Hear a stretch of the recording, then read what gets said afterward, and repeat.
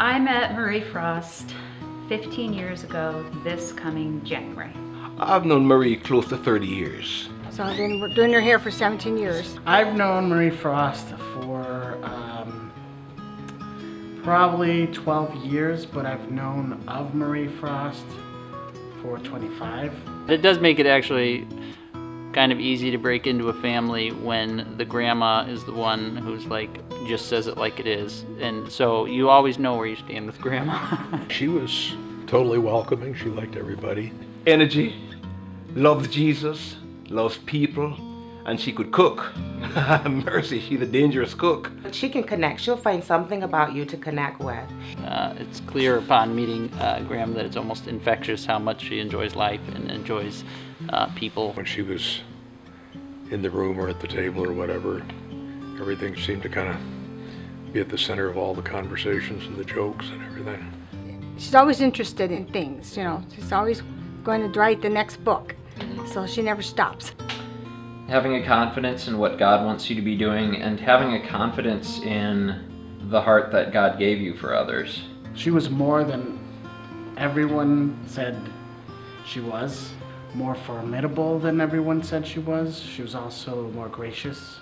Seeing her interact with complete strangers with the kind of love and compassion that I can sometimes barely muster for the most important people in my life. She always made you feel great, and I think it always gave you that opinion that you could do anything. She was very accepting of me from the beginning. I always felt like she was rooting for me. If you've met Marie Frost, you've met your greatest fan. Incredibly affirming of certain gifts. I think everybody felt that she was on their side and helping them be all that God wanted them to be. I can always remember her investing in people, always demonstrating that. She doesn't just talk the talk. She actually walks the walk. You can tell when it's genuine. Some things you can fake, but some things you can't fake. And I could tell this was genuine love coming from Marie. She's not just a grandma, she's like a friend. And I have so many friends who will talk about their grandparents like they met him a couple times or they're an acquaintance, and I feel like a grandma has done such a good job at having relationships with her grandchildren. She probably has the widest circle of friends and acquaintances, and I mean, as many people, as many close friends as I have in total, she could probably meet and have over for dinner within a day. A couple of years in a row we went up to Door County, and it takes 5 hours to get there. And driving, talking, chatting it up. And then when I got up there, I just think, I've just been in a car for 5 hours with my 97-year-old mother-in-law. And we never ran over the same material twice. She's asking me about current events and things that I didn't even know about. And she's very engaging, and she's great company. Seeing the value in other people, and not just value, letting them know their specific value. Showing grace, letting people know their worth, and just being so loving. My favorite memory is, I don't even know how old I was, and she, I think, had to go to the office or someplace that wasn't appropriate to take a kid, and she left without me, and I was just bereft. I was just in the deepest child grief you could have, and she came back. We always felt like she would listen to us. If we had a need that went outside the rules, that somehow she would make it happen. She was a very fun mom. My memories of going to her house and spending the night and getting presents under our pillows. That was one of the most exciting things in my childhood. Her bedtime stories and how they almost had a hypnotic power and an addictive power in that you couldn't really go to sleep without them. So many of my childhood memories involve her directly or happen at her house. In retrospect, I'm like, oh, this is when probably most people's grandmas are like in nursing homes, and she was watching 7 children who were waking up at 2 a.m. And I remember one time being at Grandma's and she cut up a caramel apple for me, and I was like, oh, we're not allowed to have that because we can't have sugar. And she said, oh kid, that's sugar-free.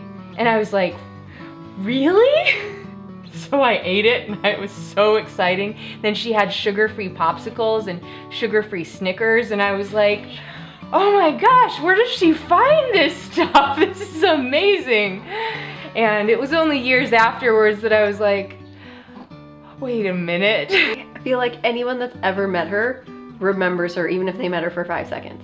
They know who you're talking about. You know, her whole life was kind of a interesting series of funny stories. She knew she could work hard, and when she got the opportunity at David C. Cook, and it wasn't actually her opportunity, but she took it anyway, that's kind of what I think of with Grandma, is you don't have to create your own luck. You just have to kind of stick with it, and things kind of line up. I can remember being at the cafe in town and seeing Marie leaving her booth and going to sit with with people at a different table and just talking to them, inviting them to church. We'd walk into the shoe store and she'd ask if they would give a pastor's discount, and I would just want to go back out in the car. I have seen her pull people out of grocery store lines and change their lives. You can be shopping for detergent and Marie Frost will be drawn in some way, start a conversation, take you to church, find you a place to live, and actually get your kids a winter jacket. Once you get people laughing, it's a lot easier to kind of build a bond with them. The nurse, have you had a tetanus shot lately? She goes, well, I don't know. I mean, no one's bitten me lately and I don't have any nails in my head. How did she get that under my pillow? Like, I had like a stuffed unicorn. It was huge. I kept it for years and years. I loved it. But how is it under my pillow and I didn't wake up with something this big going under there? I remember one morning waking up and Grandma in her nightgown entering the bedroom with a basket on one arm with various trinkets and trifles, and what ended up being a rolled up Michael Jordan poster in the other hand, kind of waving it back and forth, saying, go to sleep, I am the good fairy. And proceeding to make us pretend that we were asleep, and then kind of rudely shoving these things under our pillows. Sometimes she'll be under the dryer and she tells me, quick, give me a paper and pencil, I have an idea. You know, I think I could drive a car if I stayed on the right side of the road. Dad, you better show me how to drive that car. I did figure out how to stop it. She once showed me a whole list of letters she'd received from people she'd flown with on the airplane. And I said, Mom, how do you get all these letters? You know, they're telling about your life. And she said, well, you know, they got a little bumpy and I just grabbed them. I said, do you know where you're gonna go if this plane goes down? And I'm like, okay. And I would start the conversation and she'd have these great conversations and people would talk about their faith and their life and they'd write her and just this gift of evangelism. I don't think I have that gift, but I think it's encouraged me to be open about my faith. I can't even count the number of times that we were like in a random restaurant or Walmart and she invited someone to church because she just had to. She was like never shy about talking to people, never shy about talking about her faith, and she was so generous. She dedicated her life to other people, it seems like. Everything. She just is dedicated to everyone around her, friends and family and strangers in her church. There was always people in the house, there was always people that needed a place to stay, and I find that it's just very natural to open up our house now, Barb and I. It seems like there's always somebody there because that's just what you do, and you make places for people that need them. And Mom and Dad did that throughout their life, and I think her gift of hospitality has caught on. Very selflessly hospitable. I mean, a lot of times it was for the church's sake, but any people who came along that had needs, they could move in with us, we would feed them, we would take in their kids. She really embodied what it meant to do this to the least of these. She was such a team player with Dad and the family, and it largely wasn't about her. She was always helping somebody else be successful. And what I appreciated about her was her fierce defense of her lifelong partner. And it was a testimony to me how I wanted my marriage to be. to have a wife, you know, who supports me this way, that, you know, if you mess with me, she's gonna take you on, you know. And I mean, it was truly an honor to kind of watch her from a distance, how much she just loved Pastor Frost and supported him. And I personally don't believe that Pastor Frost would have been a great preacher. Like, he's a great preacher, but I don't think he'd have had the success he had without the help of Marie. It's always been a partnership between Marie and Jean. Pastor Frost and Marie Frost have always been an amazing dynamic duo in his pastoring a church and in her connecting with keeping connections with people that are in the church and going out and forging new ones and bringing people in to church that might otherwise just not even darken the door of a church. She's had an impact on all kinds of people's lives. There's not a restaurant she's ever been to where she hasn't invited somebody to come to church. Totally believed in each other, and they each had their own, you know, very different personalities, but they were very complementary. Marie and Pastor Frost's relationship and their teamwork in leading the church was, I don't know, miraculous is the best word I can describe it, but it also was profound. See, I've never met a mother of the church who was more a mother of the church. I think that they really understood that they were a partnership, and Mom was a perfect partner for Dad. Mom would invite them to come, and my dad's preaching would keep them. And my mom would be on the phone Saturday night reminding people to be there, or even offering to pick them up. And when they got there, my dad's preaching would hold them. And it was a great partnership through all their ministry. And it continues today.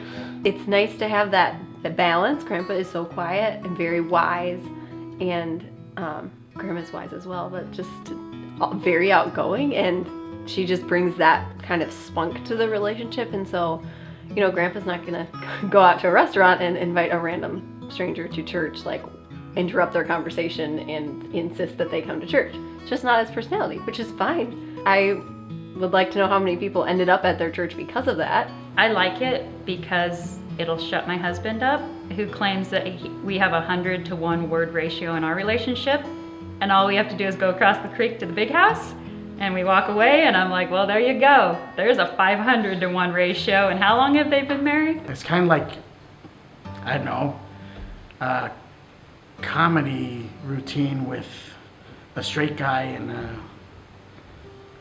the color guy. You know, usually a tall, skinny guy and a short, fat guy. You know, contrasting each other and that kind of thing. And that was Jean and Marie Frost, very much so. And what I know is, you don't mess with Pastor Frost, or else you're going to be in serious trouble. With his, you know, brilliant, you know, wisdom, guidance, teaching, you know, the decisions, leadership, and then add to that her ability to make the whole church feel fully seen and fully loved. That's just what somebody needs. If you don't feel like you're being watched, if you don't feel like you're being checked up on, then it's just, there's nothing. I mean, I feel like when Paul talks about running the race to the end, I feel like she's an amazing example of that. Like she doesn't have that retirement mindset where you get to a certain age and you just rest and enjoy the rest of your life. She's gonna keep going strong. She's still going strong, and she's gonna keep going strong to the end. And I hope that I am like that, and whatever that means for me. The next thing, she's always thinking ahead. She doesn't sit back and go, oh, I've done my time, or I've done that and now I'm finished. I mean, I don't think she feels like she's finished, because there's somebody else to talk to. There's something else to write. You know, so that's really, because sometimes you feel like people check out a little bit, and she just doesn't check out. I feel like most people kind of are trying to work towards arriving somewhere. and then they kind of coast. I don't think Grandma ever thought she arrived. The fact that she charges into things and just keeps doing what's in front of her, I think I've kind of adopted that myself. To, hey, whatever God asks me to do and whatever God puts in my path, instead of calculating how I could avoid it or stretch myself out, you just keep doing it. And it seems like God gives you the energy and the strength, and He continues to give it to Marie. If I've learned anything from her, it's just that I want to be spunky. Like, just don't want to settle for anything. Like, she never slows down. She's never going to slow down. She's always talking about a project she has going on, or poem she's writing, or something. I guess we all hope we'll still be carefree and funny and not really worried about any, just happy-go-lucky. That's sort of the way she is, and of course she's always been that way, but I think to still be that way at 100, I think we'd all like that. If I can touch even half of the people that she's managed to reach, I would consider my job well done. I think she's been a great influence as far as giving us a standard to strive for. So I hope if I can achieve even just a measure of that, I'd be satisfied. I would hope that when I turn 100, I'll be still physically bouncing off the walls. That would be nice. Boy, I hope I'm as zippy as she is. I'll just keep being who I was meant to be, in such an energetic way for until I'm 100. When I'm 100, I hope I'm as good at fabricating my age as she is. I feel like I got the best mother-in-law in the world, and there's just I never understood all those mother-in-law comments because I love my mother-in-law, and always will. Thanks for being you and for loving us so much. Happy birthday, Marie. I love you dearly. My family loves you dearly. I just wish you all the love in the world, and I hope you know that you have always been loved, and you are and forever will be loved. I love you very much. Oh, Marie, happy birthday. Thank you for touching my life. Thank you for touching so many other people's lives. And thank you just for being the one-of-a-kind maverick that we all truly, truly love. Happy birthday. Happy birthday, Grandma. I love you so much. I'm so thankful for you. I can't even begin to tell you how grateful I am to have you as my grandma and one of my best friends. And I'm just so thankful for your life. Grandma, I can't even imagine what it's been like to be alive for 100 years. And I just wish you many more. And I thank you for everything that you've meant and that you've done for us, and everything that you've given us, all the wisdom and love and caring. God bless you, and help you so many more. We love you. Happy birthday. Happy birthday, Grandma. I love you so much. Happy birthday, Mrs. Frost. I can't believe you're 100 now. You're not even old. You're still like 60. You're the best. Happy birthday. Happy birthday, Grandma. Happy birthday, Marie Frost. Happy birthday, Marie. So proud of you. Love you. Wish you many more. Big hug. Happy birthday, Grandma. Happy birthday, Grandma. Happy birthday, Mom. I love you so much. Happy birthday, Marie. Happy birthday, Mom. I love you. Well, Mrs. Frost, I want to wish you a happy birthday, Huntley Brown style. Okay, is that okay? Happy birthday to you. Happy birthday to you. Happy birthday, dear Marie. Happy birthday to you. Birthday. Oh, yeah.